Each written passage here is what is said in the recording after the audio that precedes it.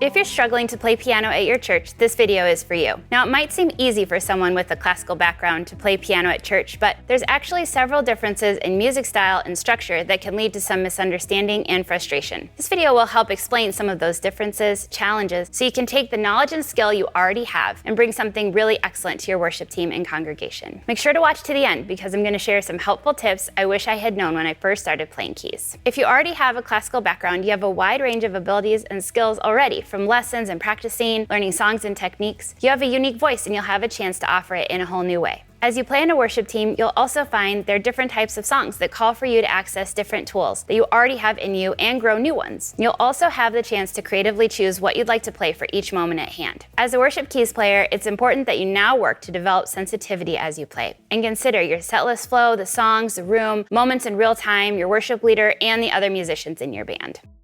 Every distinct musical style requires different playing techniques and choices from a pianist or keys player. So if you're asked to play a classical piano solo, you're going to play that exact song the way that it is. You're going to practice it at home, and then you'll get on a stage and you'll play it by yourself. If you're going to play a hymn for a group of singers and they're going to sing all four parts, then you're just playing all four parts for them to sing. If you're accompanying a violinist or a singer or someone else, they are playing their own part and you are accompanying them and you're playing the support role. Now, when you're playing keys for worship, you're combining all of these aspects at different times. So sometimes you are doing a rhythmic accompaniment. Sometimes you're playing along with a vocal melody or you're playing a harmony. You might be playing a contrasting melody or creating ambient textures. In addition to all these different ways that you're playing, you're also using other sounds as well. So sometimes as a worship keys player, you'll be playing piano, but other times you'll be playing organ, maybe electric piano, synth, pads, or even orchestral sounds on the keyboard.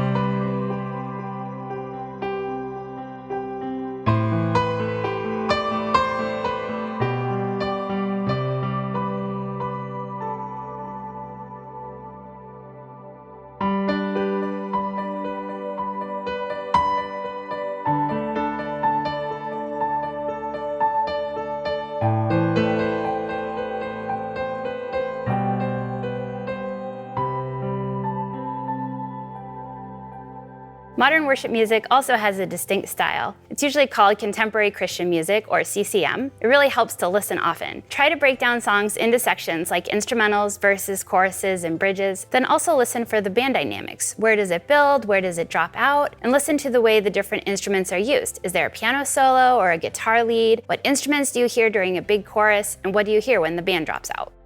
When you join a worship band, it's not just you anymore. Creativity expands inside you and all around you as you learn to collaborate, and you find you don't have to be the one to play everything. So in the keys role, you're the glue, bringing everything together in a really beautiful way. And this means there's time for you to intentionally play less and let others take front and center role, and there are times where you step boldly out in front and be yourself. A really great example of this is in the song Be Enthroned, and in the bridge, before the bridge begins, there's an arpeggiated piano line to set it up musically.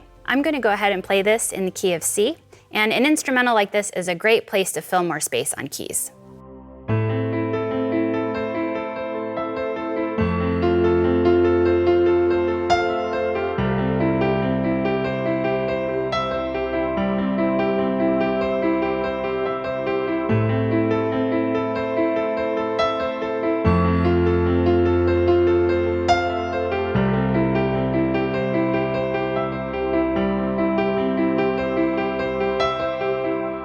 So while that worked really well for an instrumental section before being thrown in that way, usually playing like that would be too busy, especially for a typical worship song chorus. So in a song like Great Are You Lord, for example, if I did a similar melodic pattern like I did previously, it would sound like too much. It would sound like overplaying. It would be really busy. So here's what that might sound like.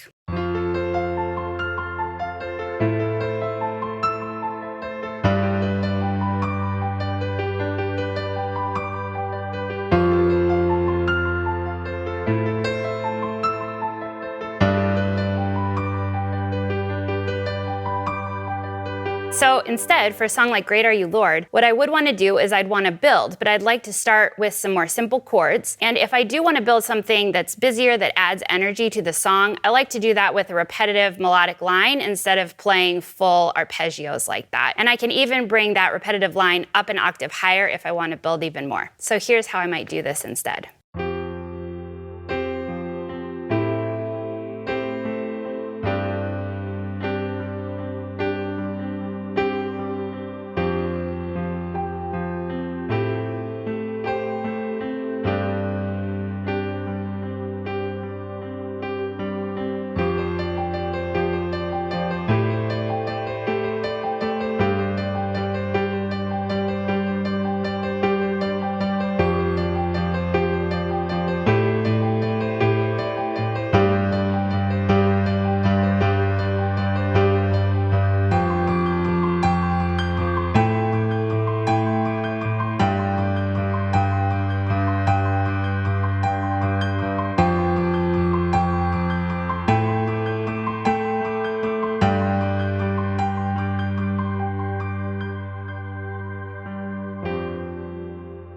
Your skills to play alone, lead confidently, and add in musical color are all needed at different moments. It's really important that you keep all of these skills fresh. You'll need to be able to play with others in your band and also be confident playing alone. It doesn't take too long before you hear the worship leader shout, "Just keys!" and you're suddenly playing by yourself again in the middle of an entire band on stage. The relationships that you develop over time with your worship leader and the rest of the musicians on your team is everything. You'll find confidence in what you have to uniquely offer your worship band and your church family. You can be yourself and bring your musical ideas with you, knowing sometimes the ideas are a perfect fit and other times they need to be saved for a different day. Your worship leader might ask for something simple from you on keys, but it has nothing to do with your ability to do more. There's a time for everything, and sometimes it's just to start really quiet and simple, be reflective, and create a peaceful environment and really ease in.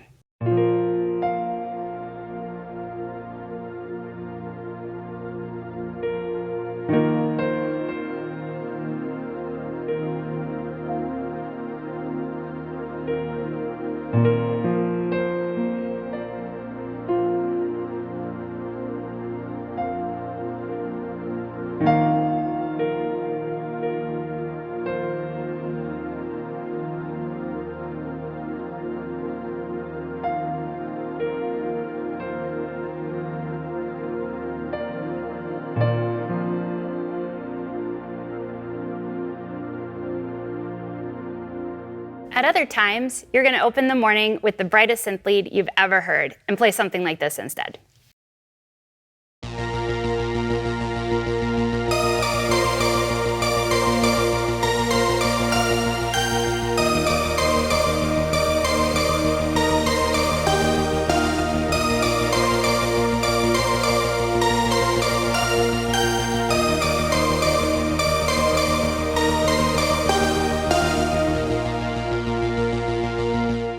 I know you can do both.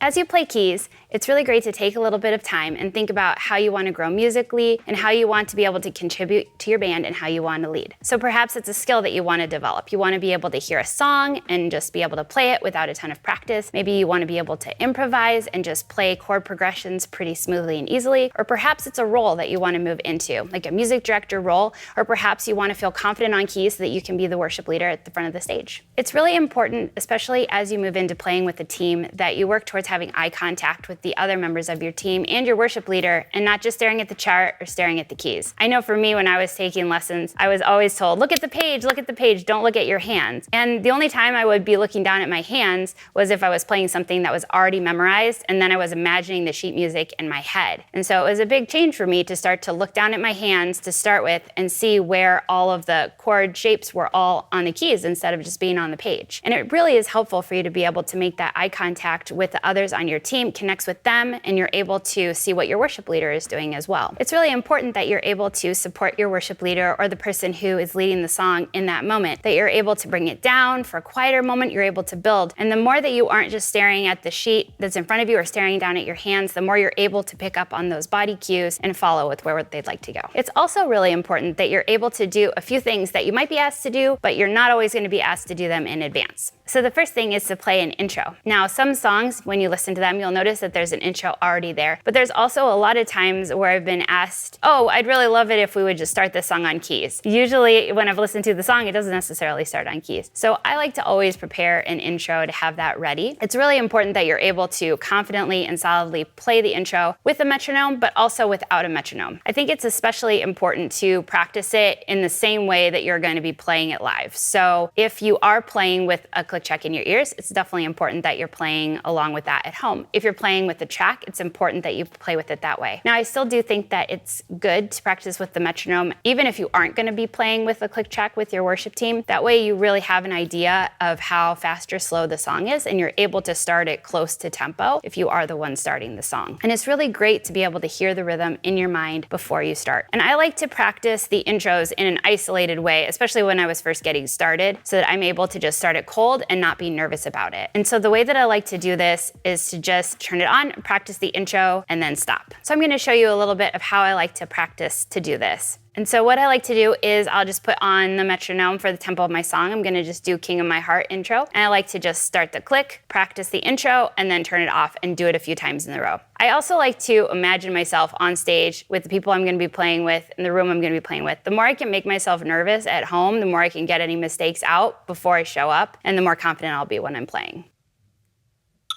If I know that I'm hearing it count off with a track, I like to practice with that track, or I'll just count it off myself if I know a music director is going to be doing that for me. And I imagine that all happening. 1, 2, ready.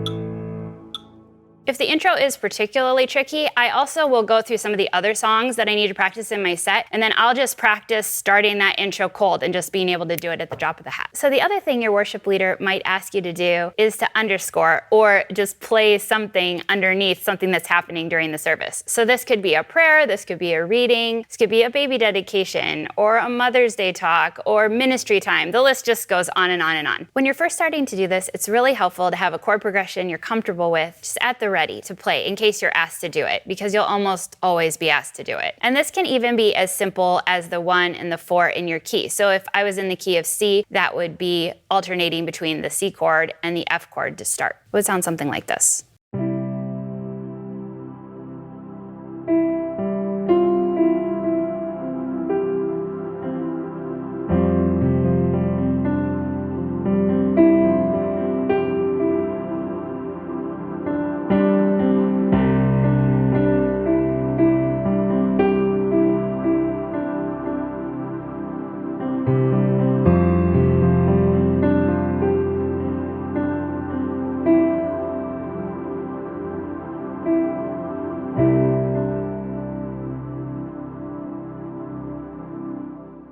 A phrase that you might hear at some point is to stay in your lane or stay in your zone. And what does this mean? The piano can do everything. And so it's really important to be thoughtful about the music choices that you make. Remember, you're playing with a whole band. And so you've got the bass player playing a lot of the low end and a lot of those notes, and you have a drummer playing rhythm and playing all over the sonic spectrum, and you have acoustic guitar playing in the middle, you have electric guitar playing up high, you have singers and vocalists. There's just a lot going on. And because you can cover the rhythm, the melody, body, all these different instruments, there is so much that you can do. And because in the keys role, we are gluing it all together, it's very important to work towards listening to all the other band members that you have and being able to fill in space wherever it's needed. So like I've mentioned in a few of these songs earlier, it is really great to play simple chords and octaves to supplement the mid-range like I did in Great Are You Lord, and moving to a melodic line up high where it'll pop out in the mix, and you can double or harmonize a lead melody riff like I did in This Is Amazing Grace earlier. It's really important that you don't play the vocal line all the time, and you don't always play in the mid-range, that you don't play tons of arpeggios all over the place, that you're not muddying up the bass player, and that you're noticing the electric guitarist and where they're playing leads, and you figure out how to complement and collaborate and work together. Really think like a producer and bring in different sounds and rhythms together, and not as much like a soloist doing your own thing. Well, that's about it for today, but I just want to encourage you to keep playing and creating and trying new things on the piano.